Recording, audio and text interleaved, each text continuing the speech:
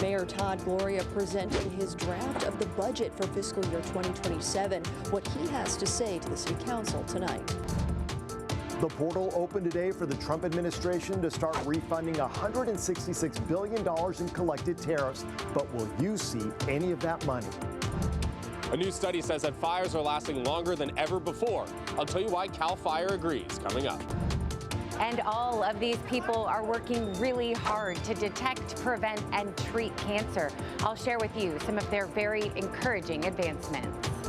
Pure Project Brewing doing what they can to get that climate label certification in their brewing. Combine a love with meat and heavy metal, and what do you get? Heavy Smokehouse, baby. San Diego's budget battle is heating up. Mayor Todd Gloria faced the City Council and the public today, just days after proposing more than $118 million in cuts for the upcoming fiscal year. Good evening and thanks for joining us. I'm Marcella Lee. I'm Carlo Cicchetto. The mayor says the cuts are needed to close a major deficit, but not everyone seems to agree. News 8's Steffi Roche joins us live from outside that meeting happening right now with what people are saying. Steffi. Well, the crowd here inside the chamber behind me, they have not been favorable to Mayor Todd, even booing and jeering at him when he stood up to speak earlier. And when we arrived just around 2 o'clock this afternoon, City Hall was overflowing with residents here to see and listen to Mayor Todd speak. Over 195 people signed up to speak today, and public comment, it's still going on behind me here.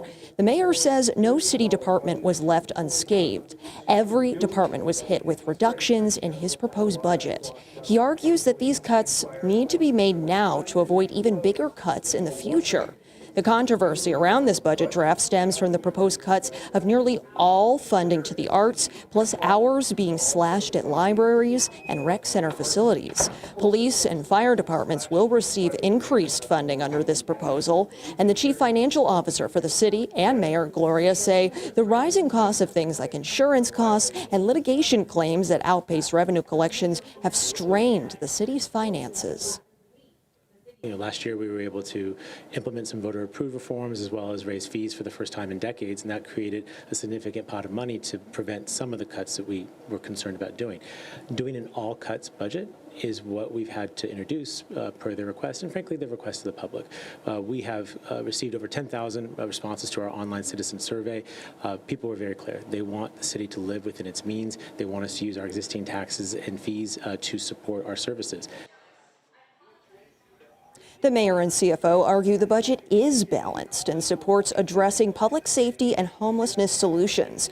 Although it should be noted that this budget proposes completely eliminating funding for the Neil Good Day Center, a homeless service provider operated by Father Joe's Villages that operates 7 days a week during the daytime. Council members voice they are not happy about the programs being put on the chopping block, but say they have to be realistic and that these difficult decisions have to be made. But public commenters say that this draft doesn't represent the people. They argue that it only represents city leaders and the mayor's priorities. Meanwhile, the city, they have until June 9th to debate and amend this draft of the budget before the final draft is due. For now, reporting live from City Hall, I'm Steffi Roche, News 8.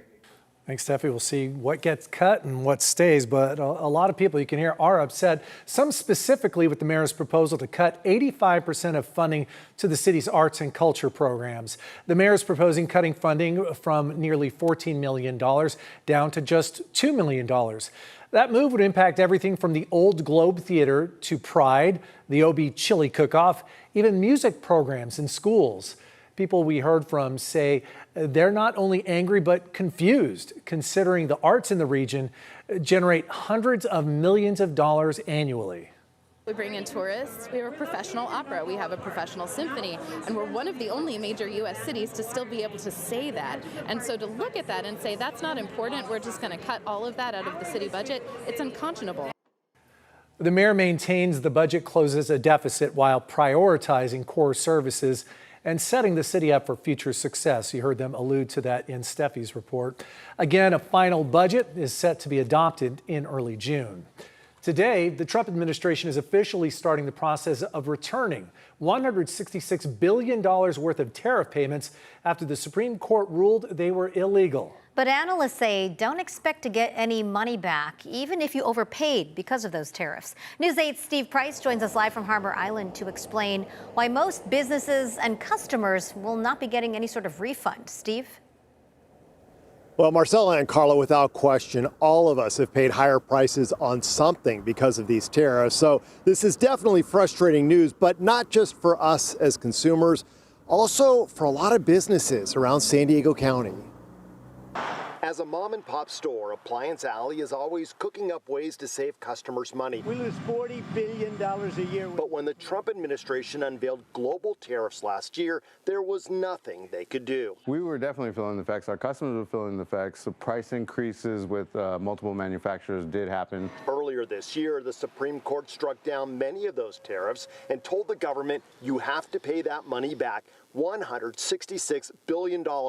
Today, the refund portal officially opened, but Appliance Alley isn't convinced they'll ever see a dime. We won't be submitting any of those refunds. The problem is that most local businesses get their inventory from manufacturers or importers, so technically they're the ones who paid the tariff, which they passed on to Appliance Alley, forcing the business to raise its prices to you. This is a very big mess. Parag Amin is a business attorney and analyst who has been following these tariffs since they were first implemented, and he says, unfortunately, consumers will be the biggest losers because they won't get any of their money back, and that doesn't exactly seem fair. One of the arguments, funny enough, that the Trump administration made is that this is, in fact, such a huge mess that the U.S. Supreme Court should just leave it alone, because this is going to be an unprecedented process of how you then go about returning these tariffs. Johnny says the tariffs affected business, with customers postponing purchases. And while those who did buy during the price hike will not be getting refunds, he says they do plan to reach out to their manufacturer sales reps to make sure prices come down quickly. We are trying to pass on any savings, so if that savings comes in, we will definitely pass it on to our customers. So if we're not getting a refund, you're probably wondering who is. Well, 330,000 importers paid tariffs.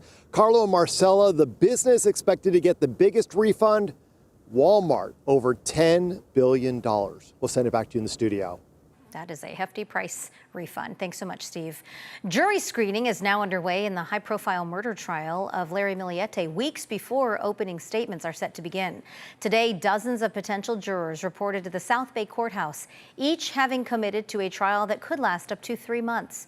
The goal is to find people who haven't already formed opinions in a case that's drawn widespread attention. The court will give each attorney on the case a copy of the questionnaires, and then the attorneys will recess sometimes for 1 or 2 or 3 days to kind of go through each and every one of those juror questionnaires to see whether there's some reason they want to accept that juror. Millettee is charged in connection with the 2021 disappearance of his wife, Maya Millettee, whose body has never been found. Jury selection is expected to be lengthy.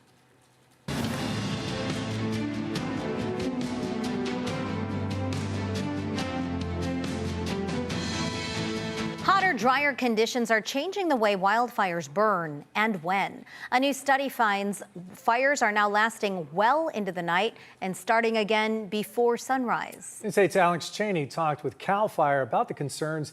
He joins us live with more details on that, Alex. So it's getting tougher for them to stop them every day because less time at night where they're cooling down. Yeah, that's right. The study says that as the Earth's climate continues to warm, typically at night you get a little bit of a break from those fire conditions. Things cool off, the humidity goes up a little bit, but instead it is staying warm and the humidities are staying dry. Yeah, that was what was said in the study, and today CAL FIRE agreed. Prepare now and prepare early. The fire season is upon us. Mike Cornetti is a captain with CAL FIRE. He says fires used to die down or even die out at night as temperatures dropped and humidity increased. But that's happening less often, making nighttime firefighting more difficult. At night, the temperature is cooler, the humidity is higher, the wind's a little bit less. But as we get drought-stressed vegetation, drought-stressed trees, those fuel moistures are not recovering like we've seen them in previous years. Mike says while San Diego isn't in a drought warning right now, he says the past winter was dry, with the Sierra snowpack at only a fraction of normal. Less rain means drier fuel materials and an early fire season. We have had a long, prolonged drought. Currently, we're outside of that drought conditions, but we haven't seen the precipitation that we've seen in previous years. CAL FIRE recently invested in a S-70I helicopter that will be able to make water drops on fires at night. Being able to attack the fire at night when it's slower in progress, a little bit lower in intensity, is going to give us the upper hand when the winds and the sun and the temperature come back in the next morning. Captain Cornetti said state-mandated Zone 0 regulations, requirements to have defensible space within 5 feet of your home, are already in effect for all new buildings in San Diego. Remove anything within 5 feet of your home is going to be crucial to maintaining that defensible space and creating a more resilient community. And the city of San Diego says all pre-existing structures will also have to be subject to those Zone 0 requirements, and you have until February of next year to get up to date. For more stories on Zone 0 requirements, you can go to our website, cbs8.com. Reporting live, I'm Alex Cheney, News 8. Back over to you. Thanks, Alex. New hope today in San Diego in the fight against one of the most aggressive types of cancer. We'll have those details ahead. Plus, we are here today because San Diego County is ready for its close-up. a new push to bring Hollywood to San Diego. Plus, why experts say you might see more sharks off the Southern California coast this summer. We had lots of sunshine over the weekend. Now we're gearing up for the week. Now we're starting to see some of those clouds rolling in. That's just a sign of a little bit of a change up in the forecast, especially for Tuesday and Wednesday. I'll explain after the break.